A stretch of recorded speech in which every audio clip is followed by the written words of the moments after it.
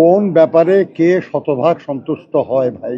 শতভাগ সন্তুষ্টি তো খুব কঠিন ব্যাপার। এবার আল্লাহর অসীম মেহেরবানিতে তেমন কিছু হয় নাই।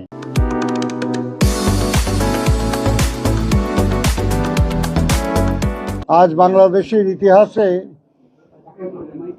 এক উল্লেখযোগ্য দিন, যে দিনে দেশের মানুষ নতুন করে পুনরায় এদেশে গণতন্ত্রের পরীক্ষিত শক্তি বিএনপিকে রাষ্ট্র পরিচালনার দায়িত্ব অর্পণ করার বিষয়টি মোটামুটি নিশ্চিত হতে পেরেছে। এই ব্যাপারে পরম করুণাময় আল্লাহ তাআলার কাছে কৃতজ্ঞতা এবং জনগণের প্রতি ধন্যবাদ জানাবেন আমাদের দলের চেয়ারম্যান জনাব তারেক রহমান।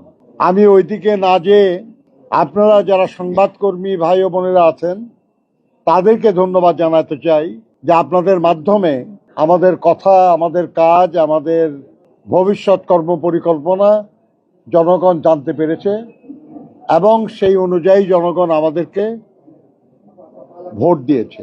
আপনাদের সবার প্রতি সেই জন্য ধন্যবাদ এবং কৃতজ্ঞতা জানাই। আমরা গত রাত্রি থেকে ফলাফল ঘোষণা শুনছি। আমাদের সাথীরা সারা রাত এখানে ছিলেন এবং আজকে আমরা তাদের সঙ্গে যুক্ত হয়েছি। বিভিন্ন নির্বাচন কমিশনের পক্ষ থেকে বেসরকারিভাবে তারা তো ফলাফল ঘোষণা করে নাই, তারা বলেছেন কে কত ভোট পেয়েছে, কে বিজয়ী হয়েছে শব্দটাও তারা উচ্চারণ করেন নাই।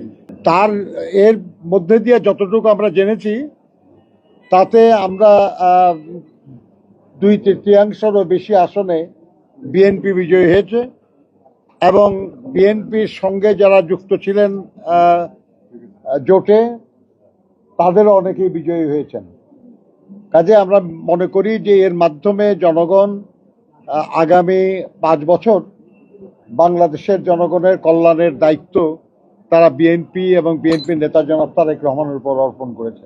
কোন ব্যাপারে কে শতভাগ সন্তুষ্ট হয় ভাই? শতভাগ সন্তুষ্টি তো খুব কঠিন ব্যাপার। মোটামুটি, কারণ আল্লাহর অসীম মেহেরবানি যে এর আগের অনেক নির্বাচনে আরো অনেক বেশি প্রাণহানি হয়েছে, অনেক বেশি ক্ষতিগ্রস্ত হয়েছে মানুষ, অনেক বেশি রাষ্ট্রীয় সম্পদ হানি হয়েছে। এবার আল্লাহর অসীম মেহেরবানিতে তেমন কিছু হয় নাই। এটা খুব গুরুত্বপূর্ণ বিষয়। তবে দীর্ঘদিন ভোট না দিতে ভোট না দেওয়ার যে একটা সংস্কৃতি আমাদের জনগণের মধ্যে গড়ে উঠেছিল সেটা পুরাটা আমরা ফিরিয়ে আনতে পারি নাই।